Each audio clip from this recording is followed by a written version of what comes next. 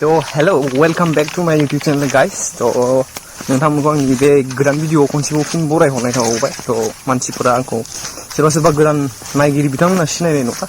So आंनि मुङा सन्जय बसुमतारी ओमफ्राय आङो बिदिनो YouTube ओमफ्राय फेसबुकफोरावहाय ब्लग भिडिअस बानायो आरोना।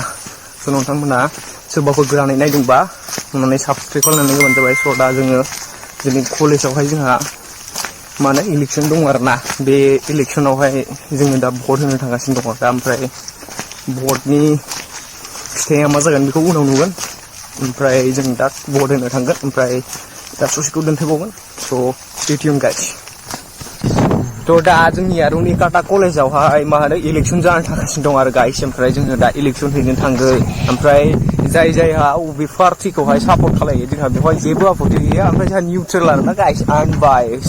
ओमफ्राय जोङो जायनि गोसो बेनो भटखौ होगोन। ओमफ्राय डिजिटेला देरहानाया सोर जायो मोनथिया, सोर देरहायो बेखौहाय नुगोन आरोना उनावहाय दिन्थिगोन, आङो दिन्थिनो नाजागोन जुदि दिन्थिनो हायोबा। ओमफ्राय मैया गाइडलाइना ओरै होदों दे जोंनियावहाय कलेजावहाय मबाइलखौनो लांनो मोना होननाय बायदि खोनादों। माने गाइडलाइना बेबायदिनो आरोना जोंनिया। ओमफ्राय दा मा खालायनो हायो, थ' दिन्थिनो हायाबाबो जास्ट कलेजनि एन्ट्रेन्ससिम माने हाबजेननायसिमहाय भिडिअ खालायनानैहाय नोंथांमोना दिन्थिनानै दोननोबो हानाय आरोना आङो माने भिडिअखौ।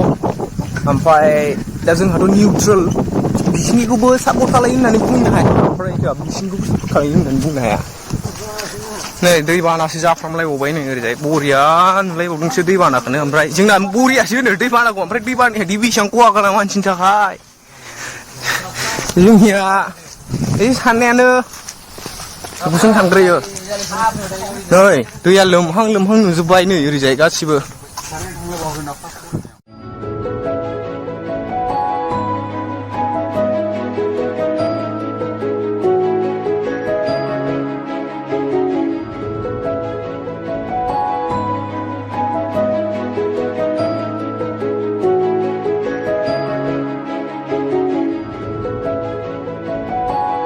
थ' गाइस दा इलेक्शना जागासिनो आरोना। ओमफ्राय साइडआव फैनानै भिडिअ बानायफैदों। माने बेवहाय रेस्ट्रिक्सन दङ जोंना। ओमफ्राय दा रेस्ट्रिक्सन दं थाखायनो ओमफ्राय ओरै खनायाव फैनानै भिडिअखौ बानायफैदों आरोना। थ' दा बिसोर नुयोबाहाय जोंखौहाय दाय होनाय। ओंखायनो आं नोंसिनो दिन्थिथ'ला। दायोहाय माबाया काउन्टिं जायोबा सोर विनार जायो बेखौहाय खोन्थानोसै आरोना। लेट्स सी सोर देरहायो नायसै।